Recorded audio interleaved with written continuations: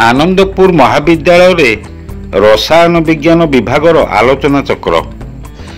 आनंदपुर महाविद्यालय रसायन विज्ञान विभाग द्वारा आयोजित आलोचना चक्र उत्सव को अध्यक्ष डॉक्टर नारायण मिश्र आनुष्ठानिक भाव उद्घाटन करथिले। सम्मानित अतिथि भाव डॉक्टर शक्ति प्रसाद महापात्र, भारती साहू, अनिता दास, मितश्री बेहेरा, आद्यादेव महांती, सेमिनार उपदेष्टा विश्वरंजन साहू जोग देइथिले।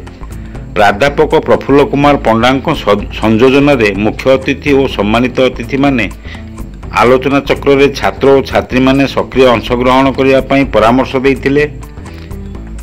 छात्र Shubham Ram pharmaceutical compound structure and synthetics और छात्र रतिरंजन षडंगी आरोमेटिसिटी उपरे तथ्य उपस्थापन करथिले। युक्त 3 प्रथम, द्वितीय और तृतीय वर्षर छात्र छात्री माने एही आलोचना रे अंशग्रहण करथिले। आनंदपुर टुकु जेना रिपोर्ट, खोला खबर टीवी।